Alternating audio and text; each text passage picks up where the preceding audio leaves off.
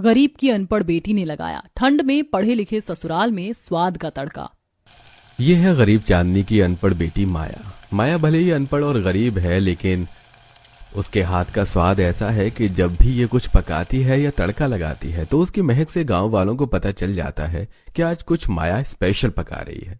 और फिर माया के बनाए पकवान का स्वाद लेने उसके पास खिंचे चले आते हैं। देखते हैं आज कौन आता है माया के हाथ के बने पेठे को खाने।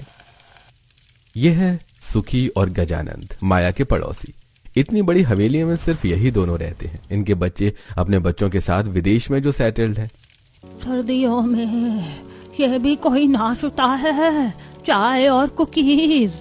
अरे काश कहीं से कोई गुड़ और चना ला कर दे दे। सर्दियों का देसी और सेहत से भरपूर नाश्ता। तभी उन दोनों की नाक तक माया के पेठों की महक पहुंचती है। ये महक तो पेठों की है। आज तो माया पेठे बना रही है। चलो माया के घर, आज पेठों का ही नाश्ता करेंगे। इस बात से अनजान कि आज पेठों की महक सुखी और गजानंद को उसके पास खींचे ला रही है। ठंडी हवाओं के बीच चूल्हे में जल रही आग का मजा लेते हुए पेठा बना रही माया। ये पेठे, ये मौसम, ये वादियों का नजारा और चंचल हवा। माया के गाने की आवाज सुनकर घर के अंदर से स्वेटर पहने और मफलर से कान ढके उसकी माँ चांदनी बाहर आती है। अच्छा हुआ मैंने तुझे गाना नहीं खाना बनाना सिखाया, नहीं तो तेरे गाने के बेसुरे बोल सुनकर लोग तुझे अंडे और टमाटर से मारते। क्या माँ, कभी तो झूठी तारीफ कर दिया करो। इतना अच्छा तो गा रही थी, मेरा गाना सुनकर आंगन के सभी मच्छर भाग गए। दोनों माँ बेटी हंसती हैं।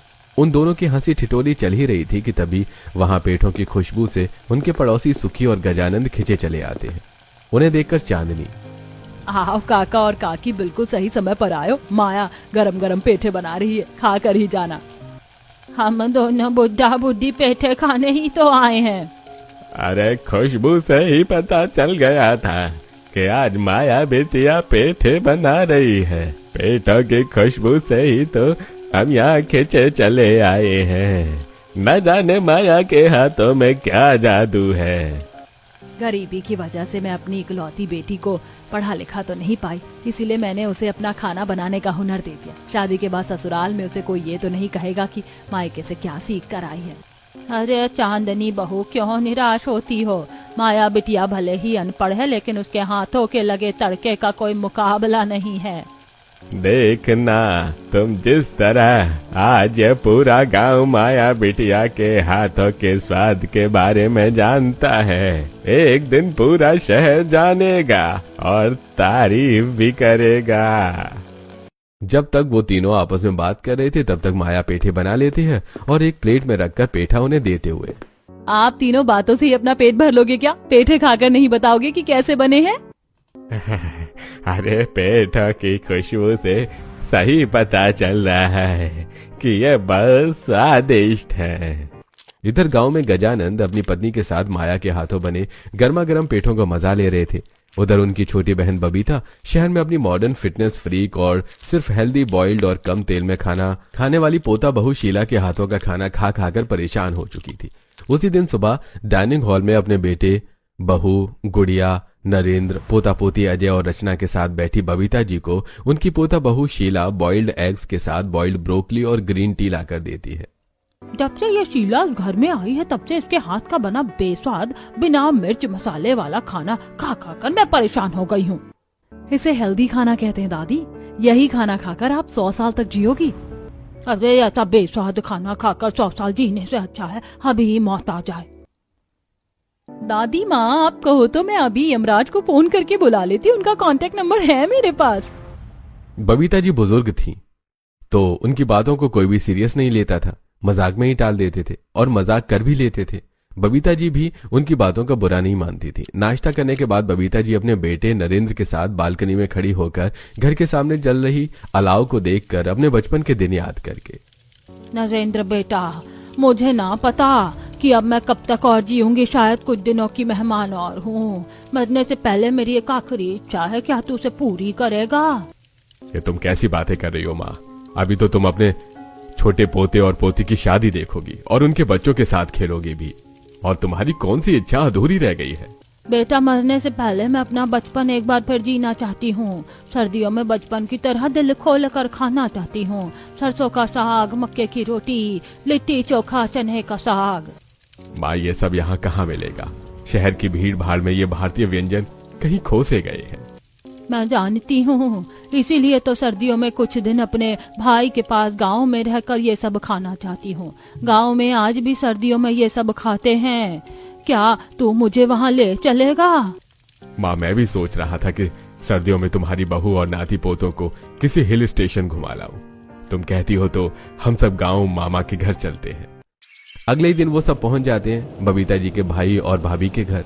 फोन पर उन्होंने पहले ही अपने आने की जानकारी दे दी थी, इसलिए उनके स्वागत के लिए सुखी जी ने कढ़ी चावल, सरसों का साग और मक्के की रोटी बना ली थी और मूंगफली और गुड़ की चिक्की बाजार से मंगवा ली थी। ये सब बबीता जी को बहुत पसंद थे। डाइनिंग हॉल में बैठी चिक्की खा रही बबीता जी। मूंगफली और गुड़ की चिक्की में अब वो बचपन वाला स्वाद नहीं रहा। बबीता, अगर तुमको चिक्की पसंद नहीं आई तो तुम अपनी मनपसंद कढ़ी चावल खाओ। तुम्हारे लिए ही बनवाया है मैंने।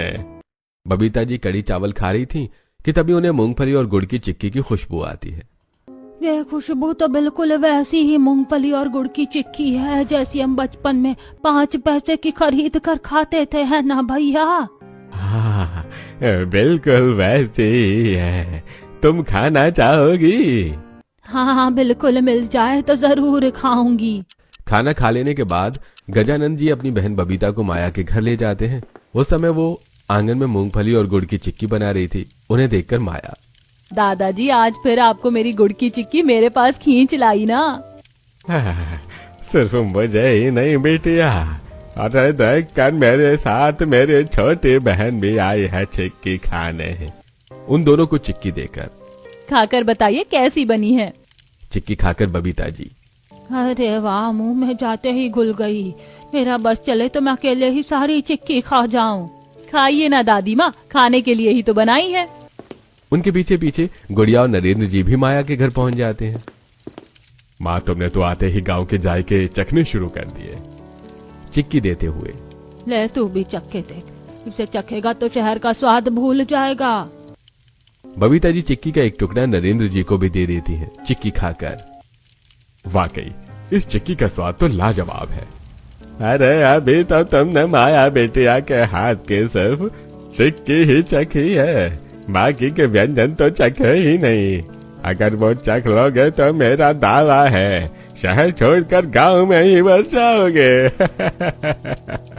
अगर ऐसी बात है तब तो मैं जब तक यहाँ रहूंगी तो माया बिटिया के हाथ का ही खाना खाऊंगी। क्यों बिटिया, खिलाएगी ना मुझे अपने हाथों से खाना?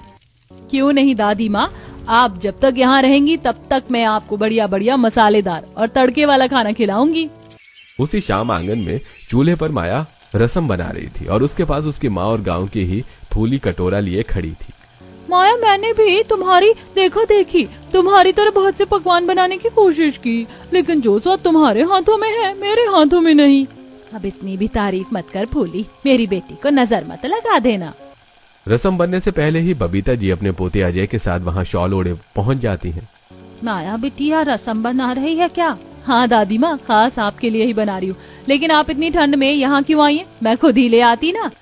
माया बिटिया, एक तो तेरे खाने की खुशबू से मैं खुद को यहाँ आने से रोक नहीं पाई और अपने पोते को साथ में लेकर यहाँ चली आई। दूसरी बात, ठंड में गांव में खाना खाने का मजा जलती हुई आग के पास ही आता है। ये बात तो आपने बिल्कुल सही कही माँ जी। रसम बन जाने के बाद माया सबसे पहले रसम फूली को देकर उसे विदा करती है। उसके बाद बबीता जी और अजय को जलते हुए चूल्हे के पास बिठाकर ही खिलाती है। ऐसी रसम खाकर तो 100 साल और जीने का मन करता है माया बिटिया। ऐसी रसम तो 5 स्टार होटल में भी नहीं मिलती। आपने जरूर कोई कुकिंग कोर्स किया होगा माया जी। अरे नहीं, मुझ गरीब के पास इतने पैसे कहाँ कि मैं अपनी बेटी को पढ़ा लिखा सकूं। माया तो अनपढ़ है। माया की तरफ देखकर, माया जी के हाथों का खाना खाकर कोई भी यही समझेगा कि माया जी मास्टर शेफ हैं। तारीफ करने के लिए आपका बहुत बहुत धन्यवाद अजय जी। इस तारीफ की आप हकदार हैं माया जी। पेट भरकर रसम खा लेने के बाद बबीता जी, गरम गरम खाना खा लेने के बाद अब बहुत अच्छी नींद आएगी। अच्छा ठीक है, अब मैं चलती हूँ। कल फिर आऊंगी तेरे हाथों का बना गर्मा गर्म खाना खाने। और मैं भी आऊंगा। इसी तरह अगले 2 दिनों तक माया बबीता जी और अजय को कभी सरसों का साग, तो कभी चने का साग, तो कभी जिमीकंद की सब्जी बनाकर खिलाती रही। और फिर बाद में बबीता जी अपने पूरे परिवार के साथ वापस शहर लौट गई। घर लौटकर हॉल में बैठा नरेंद्र जी का पूरा परिवार। फाइनली एक बार फिर अपने घर वापस आकर बहुत अच्छा लगा। अब मैं फिर से यहाँ अपनी डाइट मेंटेन कर सकूंगी। गांव में ऑयली और मसालेदार खाना खा खा कर मेरा तो पेट ही खराब हो गया। हाँ भाभी जी, ना जाने गांव के लोग इतना ज्यादा ऑयली और मसालेदार खाना कैसे खा लेते हैं। और वो लड़की, क्या नाम था उसका? माया। हाँ वही, पूरा दिन अपने घर के आंगन में ना जाने क्या क्या बनाती रहती थी। आई कांट बिलीव कि इतना मसालेदार खाना खाकर भी उसने खुद को इतना फिट कैसे रखा हुआ है। तुम्हें पता भी है वो गरीब बेचारी अनपढ़ है। होगी, मुझे क्या, कौन सा वो मेरी देवरानी बनने वाली है। अपनी अपनी बात खत्म करके एक एक करके अजय, शीला और रचना अपने अपने कमरे में चली जाती हैं। हॉल में सिर्फ उदास बबीता जी और उनके बेटे बहू ही बचते हैं, अपनी माँ के चेहरे पर उदासी देखकर। क्या हुआ माँ, तुम उदास क्यों हो? अब फिर से मुझे पोता बहू के हाथ का बना वही सब बिना मसाले और तड़के वाला खाना खाना पड़ेगा। मैं अब वो सब नहीं खाना चाहती। बस इतनी सी बात से उदास हो? अगर तुमको शीला बहू के हाथ का बना डाइट खाना नहीं खाना तो तुम्हारे लिए मैं एक शेफ रख दूंगा, फिर तुम उससे अपना मनपसंद खाना बनवा कर खाती रहना। बेटा, मुझे तो अब बस माया बिटिया के हाथ का बना देसी स्वाद, देसी तड़के और मसालेदार खाना ही खाना है। क्या तू मेरी ये इच्छा पूरी करेगा? मैं तुम्हारी बात समझा नहीं माँ। मैं माया को अपनी पोता बहू बनाने की बात कह रही हूँ नरेंद्र। सासू माँ, लेकिन आप तो जानती है ना कि वो लड़की अनपढ़ है। बहू माया अनपढ़ है तो क्या हुआ, इस देश में माया के अलावा भी तो लाखों लड़कियां अनपढ़ होंगी, तो क्या उनकी शादी नहीं होगी? वो बात नहीं है सासू माँ, लेकिन क्या अजय उस अनपढ़ लड़की से शादी करेगा? करेगा, क्यों नहीं करेगा। तुझे क्या लगता है बहू, वो मेरे साथ माया के घर क्या करने जाता था? आप ही की तरह माया के हाथ का बना मसालेदार खाना खाने, और किस लिए जाएगा? बहू, मेरे बाल धूप में सफेद नहीं हुए हैं। मैं आंख देखकर दिल का हाल बता सकती हूँ। अजय मेरे साथ माया के घर उसे देखने जाता था। माँ, तुम्हारे कहने का मतलब है अजय माया को पसंद करने लगा है? हाँ बेटा, अजय माया को बहुत चाहता है और माया को भी अजय पसंद है। लेकिन माँ, फिर भी अनपढ़ लड़की को इस घर की बहू कैसे बना सकते हैं? लोग सुनेंगे तो क्या कहेंगे? बेटा, मैं भी तो अनपढ़ ही हूँ, और मेरी बहू तेरी पत्नी भी तो अनपढ़ ही है। लोग क्या कहेंगे वो मत सोच, तू बस अपने बेटे के दिल की बात सुन और इस घर में अनपढ़ लेकिन स्वाद का तड़का लगाने वाली बहू ले आ। ठीक है माँ, अगर तुम्हारी यही इच्छा है और अजय भी चाहता है तो मैं उसकी शादी अनपढ़ माया से करवा दूंगा। अपनी माँ के समझाने पर नरेंद्र जी अपने बेटे अजय की शादी अनपढ़ माया से करवाकर उसे अपने घर की बहू बनाकर ले आते हैं। दुल्हन माया का उसके ससुराल में उसकी दादी सास और सास अच्छे से स्वागत करती हैं, लेकिन अनपढ़ होने की वजह से हॉल में खड़ी उसकी जेठानी और नंद। पापा को यही लड़की मिली थी मेरी भाभी बनाने के लिए। ससुर जी ना जाने क्यों इस अनपढ़ को देवरानी बनाकर ले आए। अब मैं इसके साथ कैसे एडजस्ट करूंगी? ऐसा नहीं कहते रचना और शीला बहू, अब माया भी तुम दोनों की तरह इस घर की सदस्य है। बातें तो बाद में भी होती रहेंगी, पहले कुछ खा लेते हैं। गुड़िया जी अपने सभी घर वालों को डाइनिंग हॉल में लेकर जाती है। डाइनिंग हॉल की टेबल पर चांदनी और रचना का बनाया हुआ बॉइल्ड पूड़ी, 0 ऑयल हरी मूंग ढोकला, 0 ऑयल मुरादाबादी दाल चाट, बॉइल्ड ब्रोकली सलाद, 0 ऑयल और बिना मसाले वाला छोला और पनीर देखकर माया, ये कैसा खाना है, इसमें ना तेल है और ना ही मसाले की खुशबू। मैं ये सब कैसे खाऊंगी? भूख तो लगी है, अभी खा लेती हूँ, अगली बार का बाद में देखेंगे। भूखी माया पहली बार बिना मसाले और तेल वाला खाना खाती है। रात में भी उसकी नंद और जेठानी वही सब बनाती है। डाइनिंग हॉल में अपने परिवार वालों के साथ बैठी माया, ये क्या, दोपहर में भी ये सब खाया था और अब रात में भी यही सब? मेरे से तो ना खाया जाएगा बिना तेल मसाले वाला खाना। माया को देखकर उसकी सास, बहू क्या सोच रही हो, हमारे घर में ऐसा ही खाना खाते, 0 ऑयल और मसाला फ्री, हेल्दी खाना। मेरी अनपढ़ देवरानी को क्या पता हेल्दी फूड के बारे में, उन्हें तो बस तेल मसाले वाले खाने के बारे में ही पता है। जेठानी जी, सेहत के चक्कर में स्वाद को थाली से गायब ही कर दिया। बिल्कुल सही बात कही माया बहू। माँ खाना खाते हुए बात नहीं करते। माया बहू को सुबह सुबह बहुत सारी रस्में करनी है, खाना खाकर उसे जल्दी सो जाना चाहिए। हाँ, माया बहू को कल सुबह जल्दी उठकर रसोई की रस्म भी तो करनी है। अरे हाँ, माँ ने बताया था, मैं तो भूल ही गई थी। कल सुबह मैं अपनी जेठानी को बताऊंगी कि खाने में स्वाद का तड़का कैसे लगाते हैं। अगली सुबह के इंतजार में माया जल्दी जल्दी खाना खाकर अजय के साथ बेडरूम में जाकर सो जाती है और अगली सुबह ठंडे पानी से नहाकर साड़ी के ऊपर स्वेटर पहने कांपती हुई मॉड्यूलर किचन में जाती है।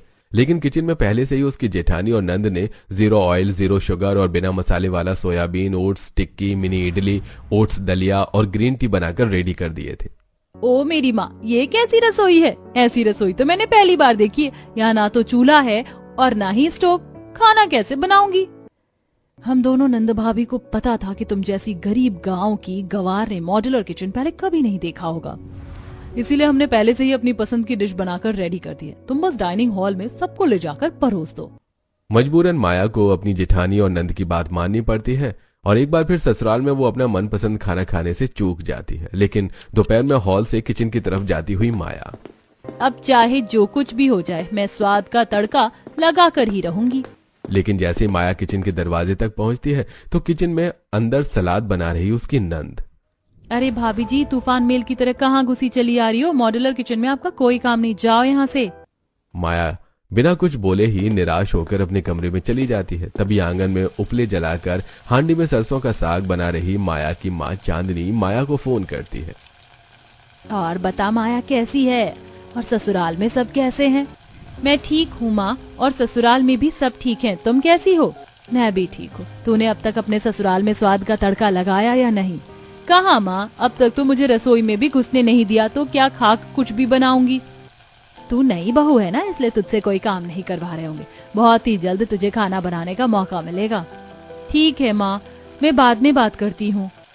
शाम के समय छत में धूप में अपनी दादी सास के साथ खड़ी माया अपनी मम्मी को कॉल करती है। मम्मी, शहर आकर तो मैं फंस गई हूँ। यहाँ मेरी जेठानी और नंद बिना मिर्च तेल और मसाले वाला, क्या कहते हैं उसे, हाँ डाइट फूड, वही खाती हैं। तेल मसाला यहाँ कोई खाता ही नहीं है। मुझे गांव के खाने की बहुत याद आ रही है, चटपटा जायकेदार तड़के वाला स्वादिष्ट खाना। अब मैं क्या करूँ? तू तो ऐसे बात कर रही है जैसे मुझे खाना बनाना ही नहीं आता। अगर तुझे ससुराल में मसालेदार तड़के वाला खाना खाना है तो बना और खा, कौन रोकेगा तुझे? कैसे बनाऊं माँ, रसोई में गए बिना? बोल तो तू ऐसे रही है जैसे मायके में तू रसोई में ही खाना बनाती थी। मैं तुम्हारी बात समझ गई माँ। आज मेरे शहरी ससुराल वाले मिट्टी के चूल्हे में बना खाना खाएंगे। अच्छा, अब मैं बाद में बात करती हूँ। माया की बात सुनकर उसकी दादी सास, बहू, तुम मिट्टी के चूल्हे में खाना कैसे बनाएगी? यहाँ तो मिट्टी का चूल्हा है ही नहीं। आप उसकी चिंता मत करो मेरी प्यारी दादी सास, मैं उसका इंतजाम खुद कर लूंगी। माया तुरंत भागकर आंगन में जाती है और 3 ईंट रखकर कच्चा चूल्हा तैयार करके उसमें सूखी लकड़ियां जलाकर उस पर बड़े से भगोने में दाल उबलने को रखती है। तभी उसकी जेठानी वहां आकर, ये तुम क्या कर रही हो देवरानी जी? मैं आज आप सबको दाल बाटी बनाकर खिलाऊंगी जेठानी जी। वो सब तो ठीक है, लेकिन तुमने आज आंगन में आग जलाकर पूरे आंगन को सत्यानाश कर दिया। तभी वहां उनकी सास गुड़िया जी भी आ जाती हैं। बहू, तुमको आज ही ये सब करना था। तुमको पता नहीं कि आज तुम्हारे ससुर जी से मिलने उनके कुछ क्लाइंट्स आए हैं। वो तुम्हें ये सब करता देखेंगे तो क्या सोचेंगे? माया का बचाव करने उसकी दादी सास वहां आ जाती है। तुम दोनों माया बहू को क्यों डांट रही हो? बहू तू कर, तुझे जो करना, मैं देखती हूँ तुझे कौन रोकता है। अपनी दादी सास का सपोर्ट पाकर माया आंगन में उपले जलाकर बाटी सेकने रख देती है और दाल में तड़के के लिए गरम मसाले, धनिया, लहसुन, प्याज, घी, खड़ी कश्मीरी मिर्च और गरम मसाले अलग अलग कटोरियों में चूल्हे के पास ही रख लेती है। उसे देखकर उसकी जेठानी, ये क्या कर रही हो देवरानी जी? आप बस देखती जाओ मैं क्या करती हूँ। माया जैसे ही दाल में तड़का लगाती है, आंगन में मौजूद सभी लोग खांसने लगते हैं और घर के अंदर से भी खांसने की आवाजें आती हैं। ये क्या कर दिया बहू? सासू माँ, बस 2 मिनट रुकिए, फिर महसूस कीजिए तड़के का स्वाद। कुछ ही देर में तड़के की झांझ हवा में उड़ जाती है और अपने पीछे छोड़ जाती है घी और मसालों की महक। तड़के की महक से मीटिंग रूम में रोहित और मोनू आंगन में चले जाते हैं और उनके पीछे नरेंद्र जी भी थे। अरे वाह नरेंद्र जी, तड़के की महक ने तो मुझे दादी माँ के हाथों का स्वाद याद दिला दिया। मेरी दादी भी दाल में ऐसे ही घी का तड़का लगाया करती थी। इस महक से तो मुझे भूख लगने लगी है। तो फिर आप दोनों आज रात का डिनर यहीं कीजिए। बहू दाल बाटी डाइनिंग हॉल में ले आओ। अरे नहीं ससुर जी, ठंडी में दाल बाटी खाने का मजा खुले आसमान के नीचे अलाव के पास बैठ कर ही आता है। बिल्कुल सही बात कही मेरी प्यारी पोता बहू ने। आज हम सब खुले आसमान के नीचे बैठकर ही खाना खाएंगे। मैं तो नहीं खा रही इतना ऑयली और मसाले वाली दाल। मैं अपने डाइट पर ही फोकस करूंगी। इतना बोलकर शीला किचन की तरफ चली जाती है। तड़के वाली दाल और बाटी खाकर रोहित और मोनू इम्प्रेस हो जाते हैं। जरूर आपकी बहू ने कहीं से कोई कुकिंग कोर्स किया होगा नरेंद्र जी। मेरी पोता बहू पढ़ी लिखी नहीं है। तब भी मसालों की इतनी अच्छी परख। दाल बाटी खाकर मोनू और रोहित वहां से चले जाते हैं। अगले दिन की सुबह माया का पूरा परिवार छत में बैठा सर्दियों में धूप के मजे ले रहा था, लेकिन उसकी नंद और जेठानी किचन में नाश्ता बना रही थी।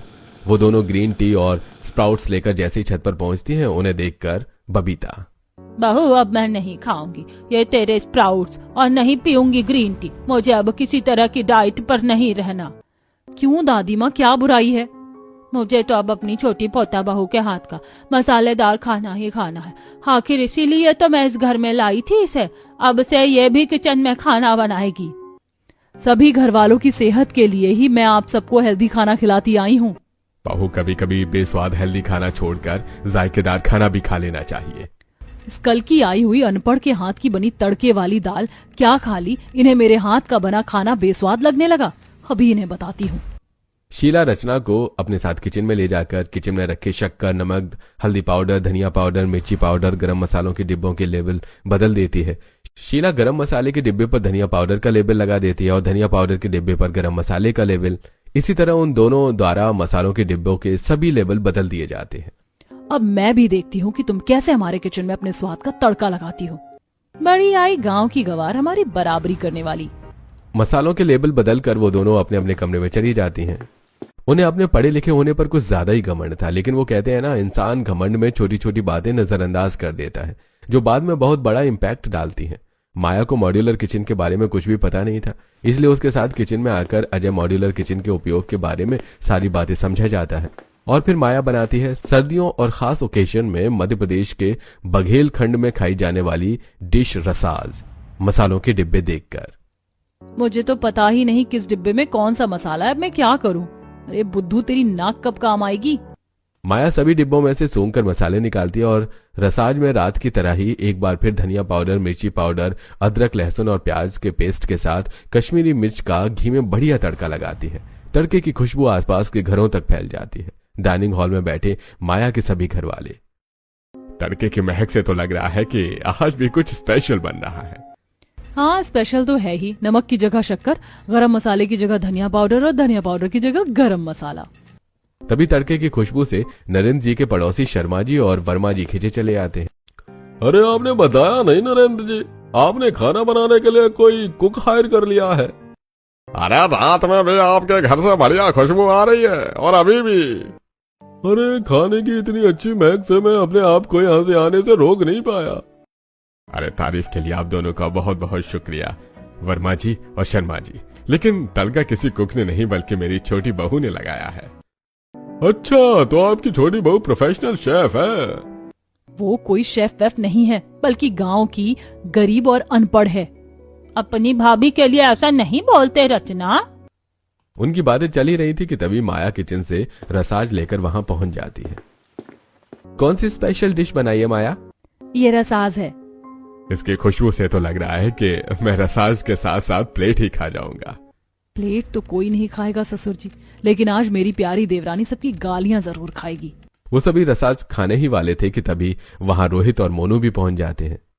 अरे वाह, आप दोनों बिल्कुल सही समय पर आए हैं। आइए और हमारे साथ हमारी प्यारी बहू के हाथों की बनी स्पेशल डिश रसाज का मजा लीजिए। अरे वो तो हम खाएंगे ही, पहले आपको एक गुड न्यूज तो दे दें। कैसी गुड न्यूज रोहित जी? अरे वो तो हम बताएंगे ही, पहले ये रसाज चख ले। रसाज खाकर मोनू, माया जी आप अपने डिशेज में मसालों का इतना अच्छा बैलेंस कैसे रखती हैं? वो क्या है ना, मैं पढ़ी लिखी तो हूँ नहीं, तो मैं ना अपनी नाक के सहारे सब करती हूँ। खुशबू से पता चल जाता है कौन सा मसाला कितनी मात्रा में डालना और कितनी देर तक भूनना है। अरे नरेंद्र जी, आपकी बहू की कुकिंग के स्किल से तो हम कल ही इम्प्रेस हो गए थे, इसीलिए आज ना आपकी बहू को अपने रेस्टोरेंट चेन में पार्टनर बनाने का ऑफर लाए थे। अरे वाह, मेरी अनपढ़ बहू आपकी बिजनेस पार्टनर बनेगी। लेकिन मैं पढ़ी लिखी तो हूँ नहीं, तो कैसे? पढ़ी लिखी नहीं है तो क्या हुआ बहू, तुझमें स्वाद का तड़का लगाने का हुनर तो है। अब तेरा हुनर पूरी दुनिया जानेगी बहू, तू मना मत करना। ठीक है, आप सब कहते हो तो मैं पार्टनर बनने को तैयार हूँ। मैंने क्या सोचा था और क्या हो गया? ये अनपढ़ रेस्टोरेंट में पार्टनर बनेगी और मैं पढ़ी लिखी होकर घर में डाइट फूड ही बनाती रह जाऊंगी। इस तरह गरीब की अनपढ़ बेटी के ठंड में पढ़े लिखे ससुराल में लगाए स्वाद के तड़के की बदौलत उसे मिली नई पहचान।